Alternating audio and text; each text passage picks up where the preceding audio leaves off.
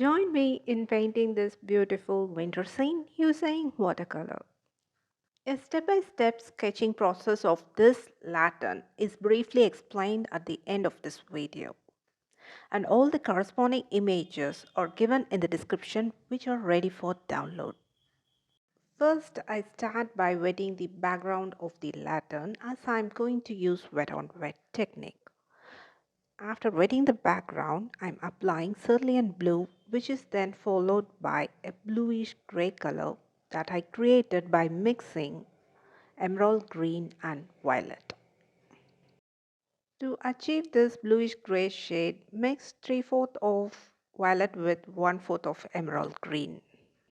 The reason for using a large mop brush in wet on wet technique is because it covers a large area in a very short time before the paper starts to dry.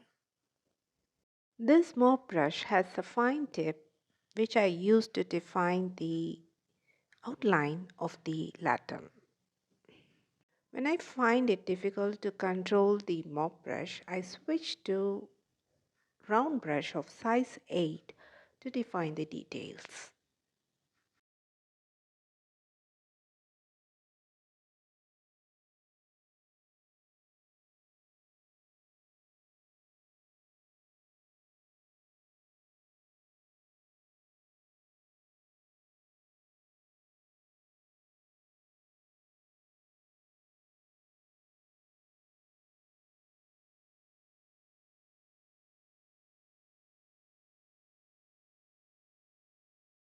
After painting around the lantern, I tilt the board and allow the excess pigment to move downwards. I use a waistcloth to collect all those excess pigment.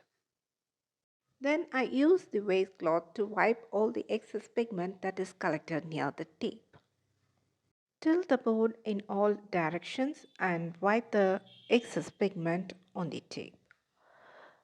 Do it as fast as possible so that the paper is still wet for the twine technique. I soaked a couple of twine strands in water and I'm going to use it on the wet watercolor background. I'm placing wet twine on wet watercolor paper. What happens is the water in the twine pulls out of the pigment from its place on the paper. Sometimes the twine may not be in contact with paper, so I just press it with the back side of the brush. You can also minimize the amount of water in the twine before placing it on the paper by just squeezing it so that it will reduce the amount of pigment pulled out of its place. Now allow the paper to dry completely. Now the paper is completely dry. I am removing the twine. You can see it looks like branches covered with snow. It's so wonderful to see the result of this twine technique. Next step is to paint the lantern. For this I'm using Payne's Gray. Just replicate the light and dark value of Payne's Gray in your painting as shown in this video. This is the first time I'm using twine technique in my watercolor painting. Also, I haven't seen anyone using this technique. I was a little bit nervous while using this technique, though I had an idea how the result will look like. So I added only 3 twines at the background. Now I realize I should have added more twines to create interesting texture with this twine technique. Back to the lantern, I'm using Naples yellow mixed with little amount of orange for the light inside the lantern.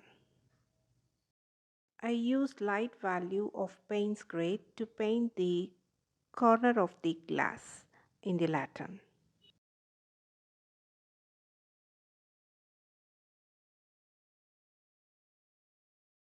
Here I'm using dark value of Payne's Gray.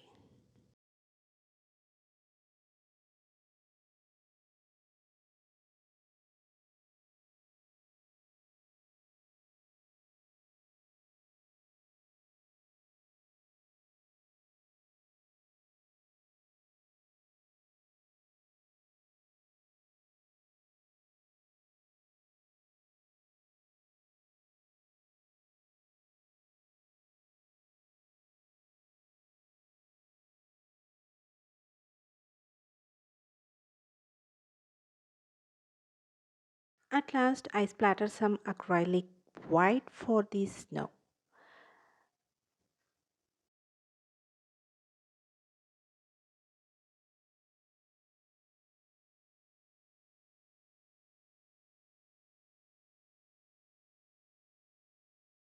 The top shield of lantern is very light in value, so I added another layer of Payne's grey.